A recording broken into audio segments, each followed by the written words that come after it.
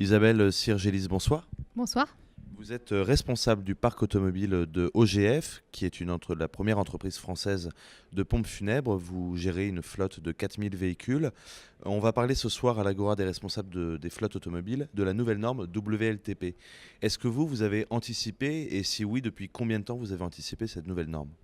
Alors cette nouvelle norme, on a un petit peu anticipé effectivement. Aujourd'hui, on n'a pas non plus énormément d'informations sur les impacts précis que ça aura sur notre flotte, puisqu'on sait que ça va conduire à des taux d'émissions de CO2 qui vont être supérieurs à ce que l'on a aujourd'hui, puisque c'est, on va dire, des méthodes qui sont faites sur des données réelles.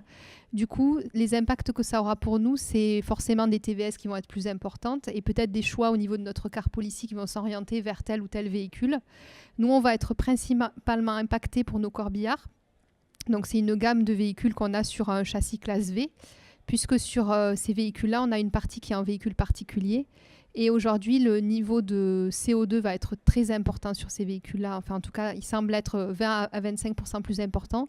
Du coup, compte tenu des coûts, l'enjeu pour nous, c'est d'essayer d'avoir le moins de véhicules possible classés en véhicules particuliers et d'avoir plus de véhicules VU, donc de voir un peu comment on peut faire au niveau des transformations des véhicules pour ne pas être trop impacté financièrement. Parce que quand vous avez un véhicule VU, en fait, vous êtes quand même concerné par cette nouvelle norme.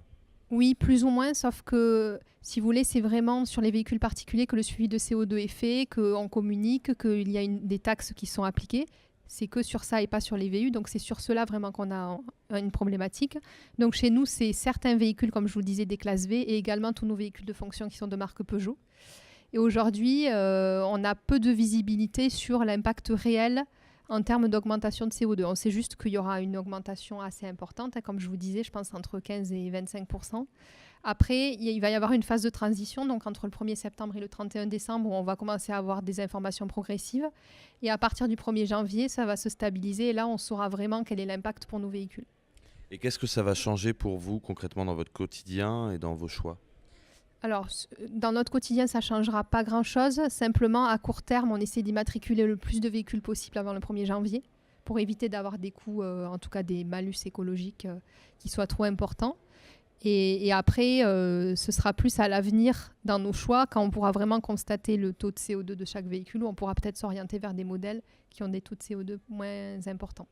Mais l'enjeu pour nous, c'est vraiment la communication avec les constructeurs, avec les loueurs, pour être informés. Aujourd'hui, c'est ça qu'on demande et je sais qu'il y a quand même beaucoup de marques comme Volkswagen ou autres qui rencontrent des grandes difficultés pour immatriculer leurs véhicules.